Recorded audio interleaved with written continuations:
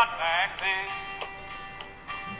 Thunder shook the heavens and the lightning danced the sky, like I ain't seen since can't remember when. The Oklahoma kid lay dying in a woman's wing. Just another Indian biting dust. Clouds grew dark and promised, but it didn't rain a thing. The government ain't something you can trust.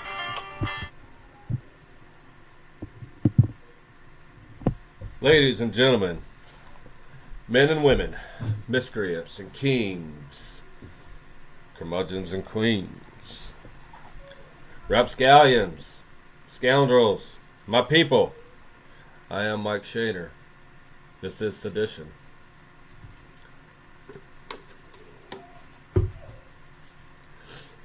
Today is they buried that bag of bones. Colin Powell, warmongering parasite today. His body's in the ground.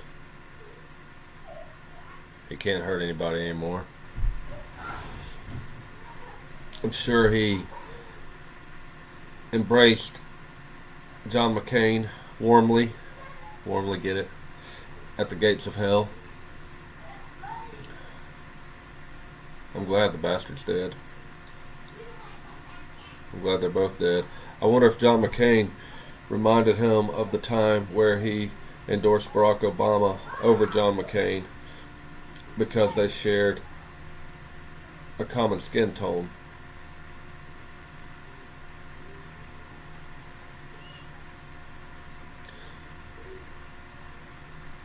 The news, both sides, Fox, CNN, MSNBC, they spent the day deifying Colin Powell, making a martyr of him, canonizing him into sainthood.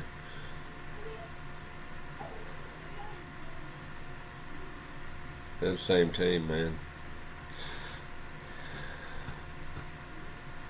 The world did not lose a great man today. The other day, they didn't bury a great man today. They buried the bones of a terrorist.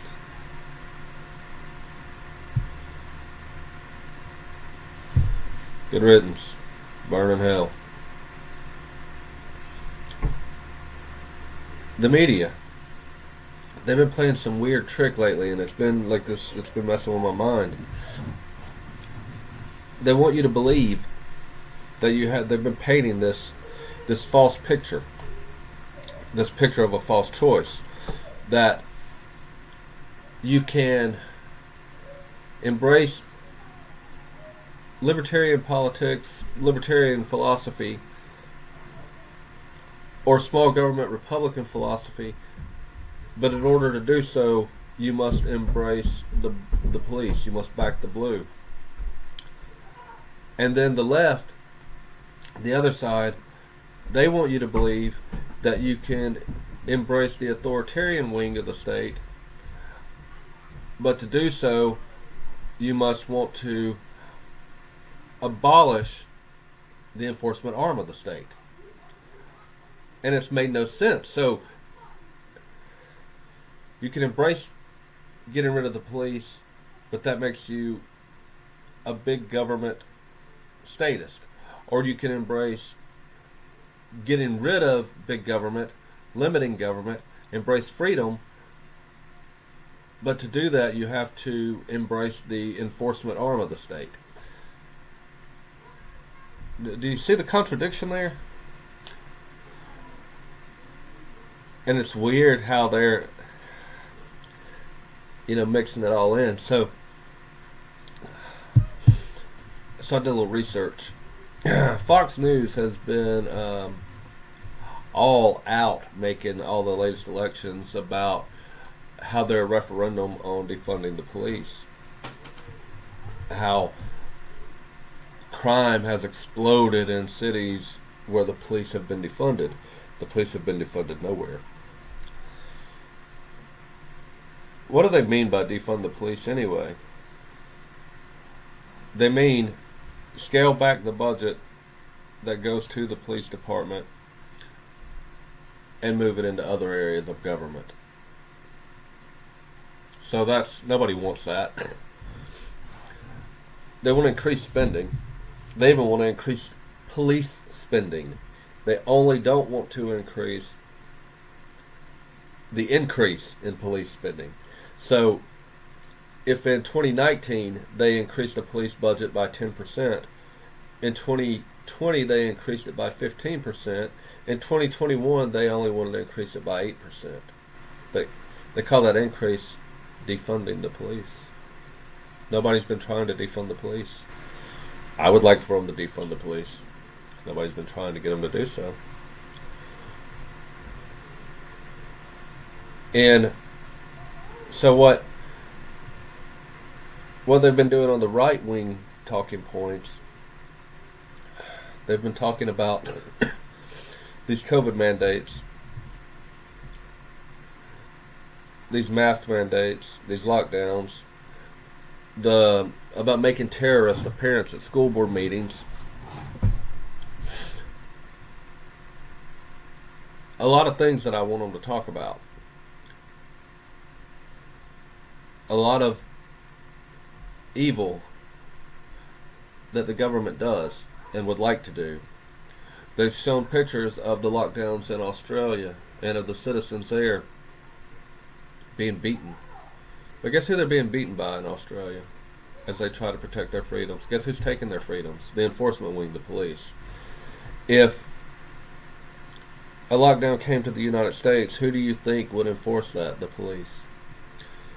The police are not agents of the people, they are agents of the state. Their paycheck is signed by the state. There is a reason that there's a thin blue line. There's a reason that you never see the bad cop, the good cop, stopping the bad cop or arresting the bad cop. We never see the cops get arrested while they're committing an act. There's a reason why they hide behind billboards and stop you for going 7 miles an hour over the speed limit, and then try to extort money from you to give to the state. And if you don't give that money to the state, they will come to your door, they will put you in handcuffs, they will kidnap you, and they will throw you in a cage until that money is gotten. There's a reason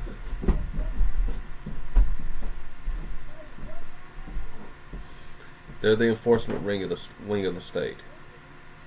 You can't reduce government and increase the budget of the enforcement wing. Defunding the police is the right thing to do.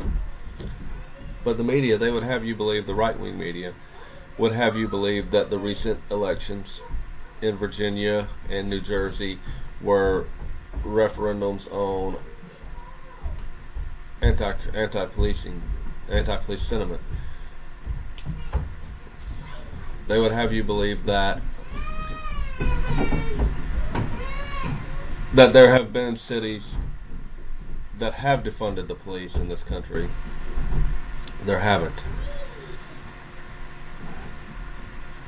But there have been some cities who have increased the police budget in this country. And so, on Fox News, they like to tell you of the crime wave that's happening in Seattle and Portland. And so I looked up the numbers. Homicides have gone down in Portland in 2021. They didn't really defund the police. They haven't had time to defund the police, you understand? Even if they wanted to, even if that was a real thing, they haven't had time to do it.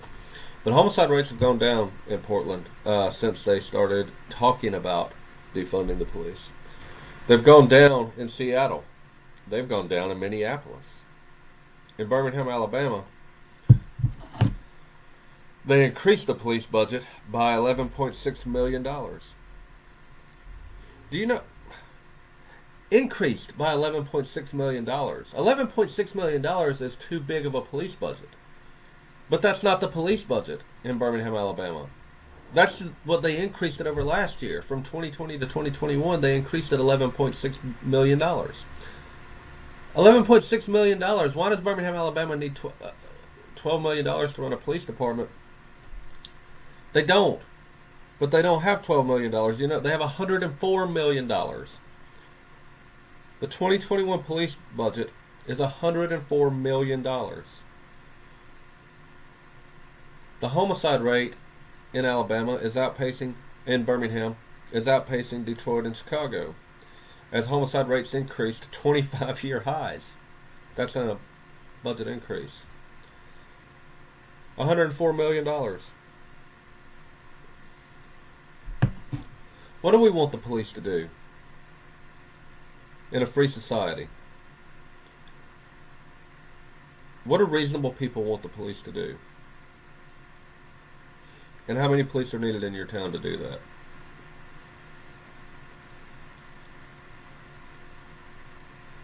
Do we need people going to jail for not paying traffic fines? Kay Ivey is building more prisons in Alabama. The reason Kay Ivey's building more prisons in Alabama is because the old ones are at capacity, or over capacity, well over capacity. And instead of letting people be free who haven't hurt anyone, she's just building bigger capacity prisons. There's something wrong with that thinking, isn't there? Isn't there something wrong with that thinking? Isn't there something wrong with the idea that that the state can take someone and put them in a cage, someone who's never hurt anyone else, and put them in a cage? We all agree, for the most part, this day and age, that the drug war has failed and that prisons are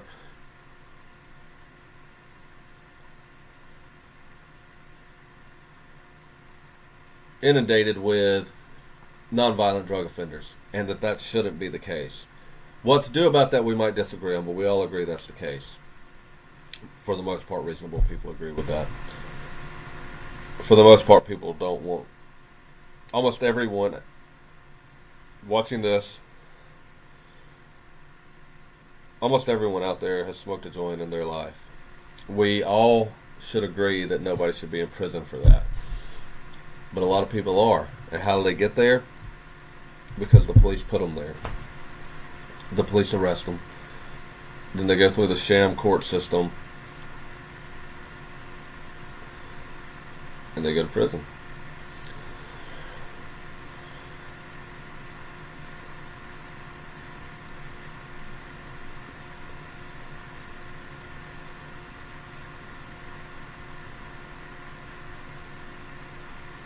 Hoover, Alabama, is wanting to increase their, or did increase their budget to have 4 new police. I don't know how many police are there. It's hard to tell what the police budget is, but they're wanting to increase the budget for $150,000 this quarter to add 4 new police officers to patrol the Galleria.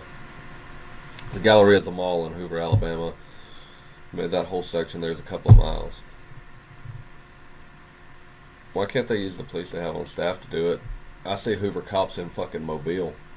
I see Hoover cops, I mean, all over the place. Alabaster cops, too. They patrol the entire state like state police.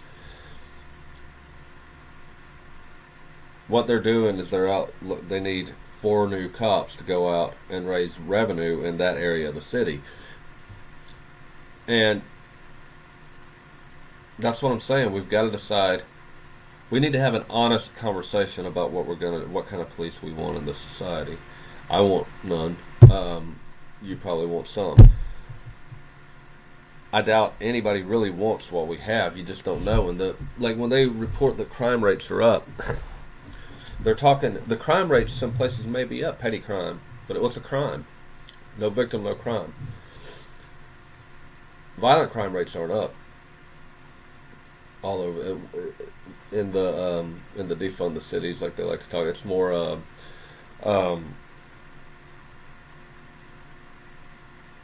Petty crimes are up, and so they throw all that in there, but they won't talk about just like this. So what do we want police to do?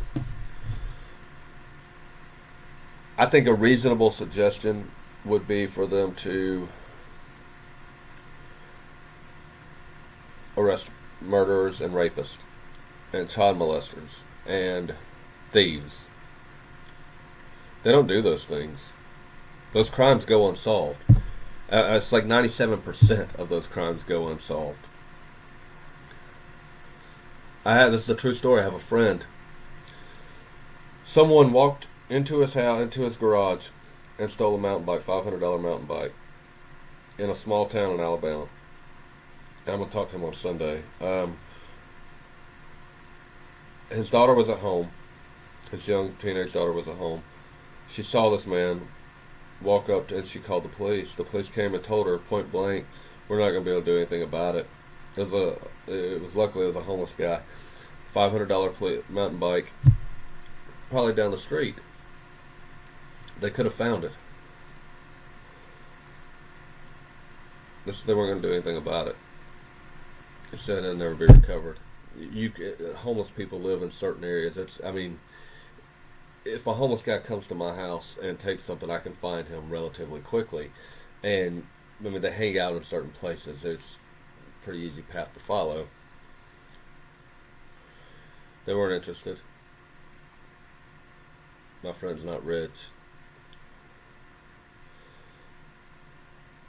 They weren't going to get any revenue from the homeless man.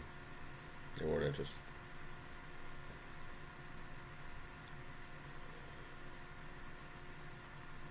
But if my buddy had been speeding, they would have pulled him over. They would have given him a ticket. If he hadn't have paid the fine or shown up to court, they would have came and arrested him. Is that what we want? Is that productive for society? Do we need municipal buildings that are $500,000-$600,000 buildings? Do we need city budgets, small cities, suburban cities, to operate on hundreds of millions of dollars a year? Do we need that kind of bloated? This is in Alabama. Alabama is supposed to be a red small government state. Red small government doesn't exist. Red small government means we want to arrest you. We want your money, is what it means.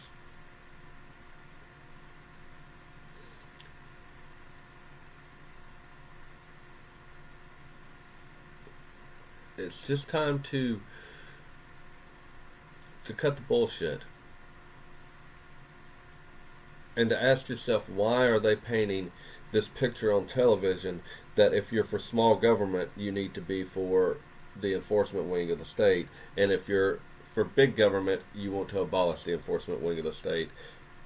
Because what they're doing is they're saying whichever side you go with, we're going to increase government. It's just their way of keeping you divided over a topic where really, if you just made sense, like, okay, we want limited government, we want less cops, we want people to be free to walk down the street, we just want cops that will arrest people who hurt people. That makes sense. And you actually have a path to reducing government. They don't want that. The media works for the state too. Even the right-wing media works for the right-wing state. The right wing and the left wing are the same bird. It's all a clown show. It's all professional wrestling. You have a good guy and you have a bad guy, and they get the crowd all fired up, and then they shift something in while nobody's looking, and then backstage after the show they're all shaking hands with a beer, laughing at the marks. That's politics. The Republicans and the Democrats are on the same fucking team, and the team they play for is the government. And the police that you think is your buddy, that you worship because you're a small government Republican and you were taught that police are heroes, they're on the same fucking team too. And if they have to protect you or the mayor of your town or the senator of the state, it ain't you they're protecting. And if it comes down to coming to collect your guns because they've passed gun grab, who do you think is going to do that? It's going to be the police.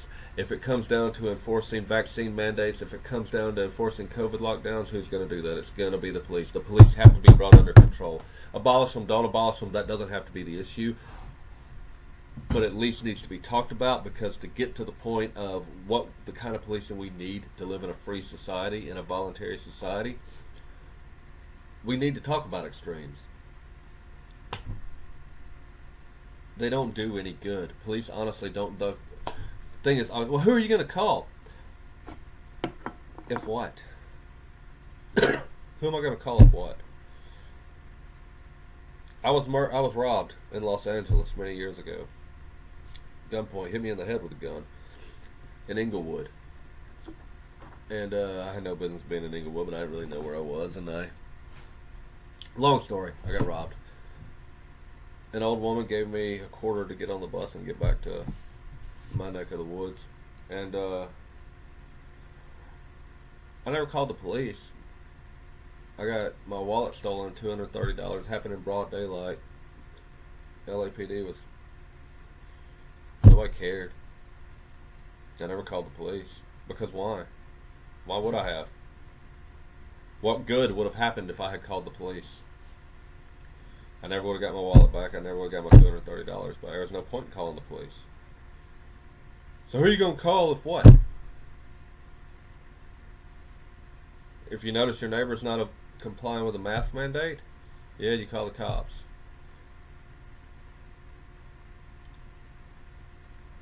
If you want somebody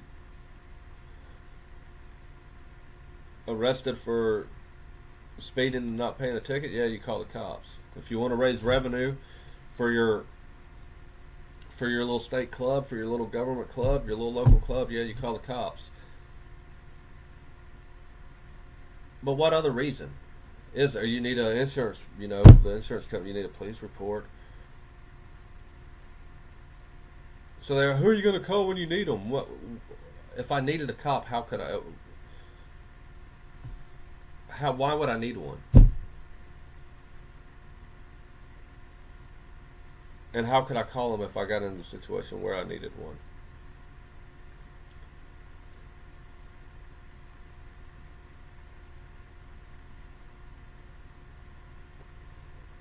And in this society, they do more harm than good. They've killed too many people. They've ruined too many families. They've broken too many homes. They've taken too many fathers and put them in jail, in a cage, to work for the state. They've taken too many mothers and put them in a cage to labor for the state. It's no good. It's no good. The authority needs to be, if we're gonna have cops, if that's what we got, we gotta have them for your emotions, then their power needs to be vastly scaled back, and their roles need to be clearly defined, and we do not need $150 million police budgets to do it. They don't need tanks. They don't need drones. They don't need to be a military. You don't need a middle-sized southern town like Birmingham to have a $156 million police budget. You don't need those things to be safe. Like, you don't. Letting people keep their money, letting people invest their money into their communities instead of stealing it via taxation and giving it to the government to raise more money for the government, instead of stealing the money when somebody's already poor, when somebody's car is breaking down and they can't get to work and they get pulled over because their tail light's out, because they drive a shitty car is why they get pulled over, and then they get a ticket that they can't pay, and then they have to choose to pay that or feed their family, and then they can't pay that, and then so they go to jail on a warrant because they're afraid to go to court. They go to jail on a failure to pay and get their license suspended. That costs them several $100 more, and they get another ticket for driving on a suspended license and have their car towed, and they can't feed their family. That's not good for society. That's not good for anybody. That happens. That's a real scenario. I've been poor. I've been in the situation where that happened.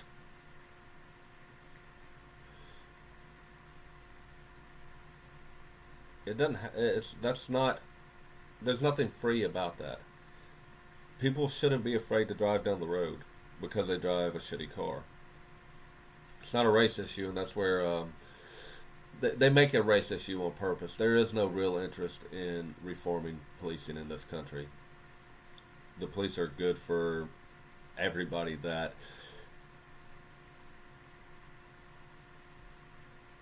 the police are good for all the bad people. And there's no interest in reforming police in this country. If there was, they would talk common. They would talk about the things I'm talking about. They would talk about a focused police force, a stealthy police force, one made to prevent crime, one with certain powers, one made to help people in distress, one meant to serve the community. That's not what they do. As a whole, that's not what they do. And you can say, well, don't paint all cops with the same brush, fine, people are individuals, whatever. But once that job starts, once they clock into that, there may not be bad people on the outside of the 9 to 5, but once they're on the clock, they're bad people because the job makes them be. The nature of the job enforcing it, necessarily, you have to do bad things or you get fired from that job. You have to serve warrants on people who have never hurt anyone. You have to arrest people. You have to go pick people up. You have to stop. You have to give people speeding tickets. You have to raise revenue for the state, and you have to lock people in a cage who have never hurt anyone. A good man doesn't lock someone. Doesn't take someone who's never hurt anybody else and put handcuffs and lock their hands behind their back and throw them in the back seat of a car and lock them in a cage away from their kids and their wife. That's not something a good man does.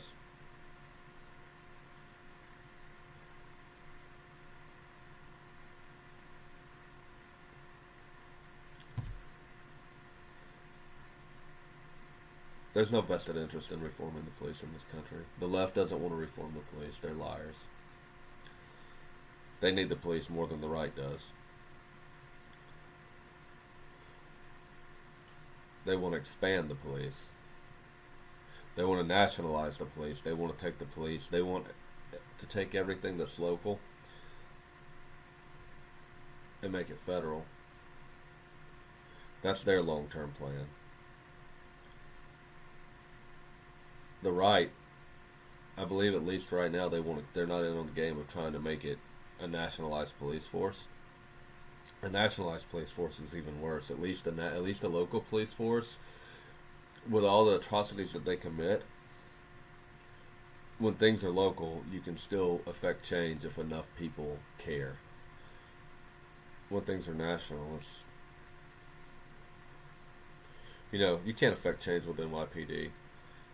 It's a local police force with $1 billion, so I think it's $60 billion budget. It's too big. It's too big. But a national police force, like the left wants,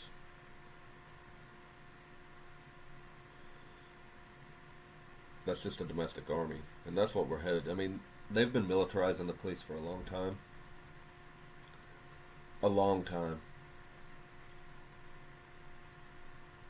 He used to be a cop, walked his beat, everybody knew him, blah, blah, blah. Now they're a domestic army meant to fight. It's the state versus the people.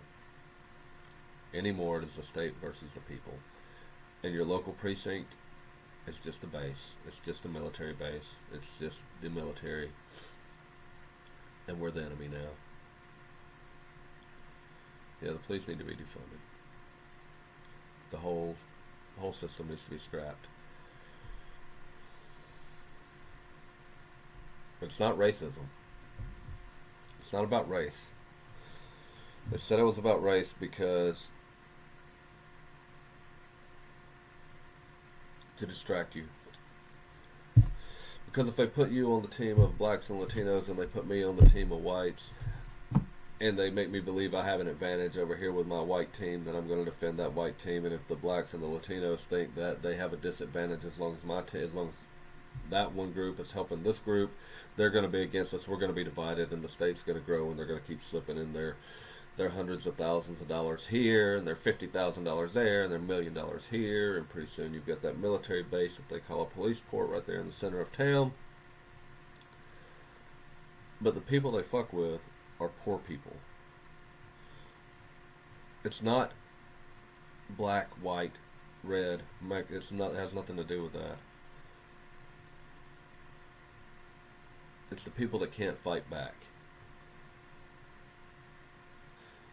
A lot of those poor people are black. A lot of those poor people are Mexican.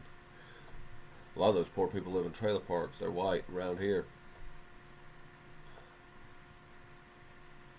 They call them trash. It's okay to call those people trash. It's politically correct. You can do that. You can call those people trash. Human beings. Call them white trash. It's okay. It's not about race, man.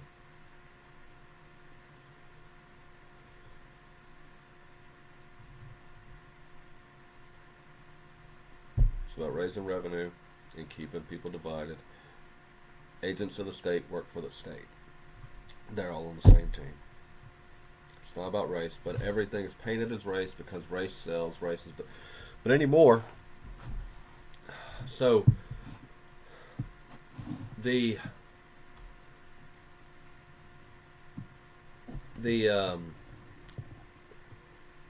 newly elected Attorney General of Virginia is a Hispanic man. His name is Jason S. Miyares, the first Latino Attorney General in Virginia history. The Lieutenant Governor, Winsome Sears, is the first African American, the first black, she's not African, the first black Lieutenant Governor in Virginia history. And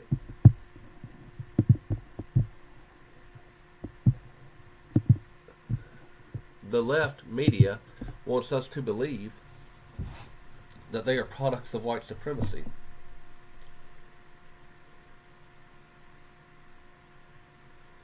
They want us to believe that Larry Elder, the black man who ran against Gavin Newsom in California for the governor position, the black man is a white supremacist. Not the rich white man, the black man that ran against him. The Lieutenant Governor of Virginia has been accused of blackface, of all sorts of, not accused, I mean it's pretty much documented, of just being a racist, right? But they call the black woman who beat him a product of white supremacy. Anymore, only a certain type of white woman who was probably born a white man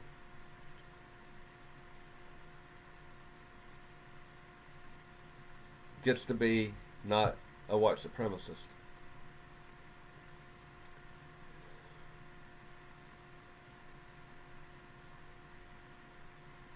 We're at a fun time in society. Fun time in society. I hope everybody has a great weekend. I hope next weekend I'm more clear-headed and I can be a little more upbeat, a little more charismatic for you guys. If you get a chance, please go to the Libertarian Charitable Association of Alabama, tlcalabama.com, or on Facebook, the Libertarian Charitable Association of Alabama, and donate to Voluntarism in Action. I need to prove we don't need a state to take care of people who need taken care of. tlcalabama.com. On Facebook, it's the Libertarian Charitable Association of Alabama. From now until winter's over, I'm raising money for elderly people who need their heating bills paid. Collecting firewood for people with fireplaces. My job, what I'm raising money from now until winter's over, officially until actually winter begins, until January 1st. But really I'm going to expand it. Is I'm raising money to keep old people warm. They're in rural areas. They don't have access to a lot of the programs. They're kind of the forgotten people of the world. And it's it's special to me because I take care of my granddad, because I take care of old people, of an old person, so I know how fragile they can be, and it breaks my heart to think of these people out there alone, just an old woman sitting in her chair shivering and cold and afraid to turn the heat up because she only got a few $100s, and she's got to make the money last all week and all month and eat and all that. So I want to take that off their plate. I want to keep them warm. I want to keep as many of them warm as I can. And find me on Facebook. My name is Mike Shaner, SHANER. Get me on Twitter at CSA Wordsmith. Instagram, still Mike Shaner. And a lot of ways to donate. Go to the GoFundMe. It's my name, Libertarian Charitable Association of Alabama. Just if you can help. But really wanting to get back in the swing of things. So remember, guys, government ain't something you can trust, but you can make a difference. Thank you. Have a great weekend. I'm Mike Shaner. This is the Sedition Papers.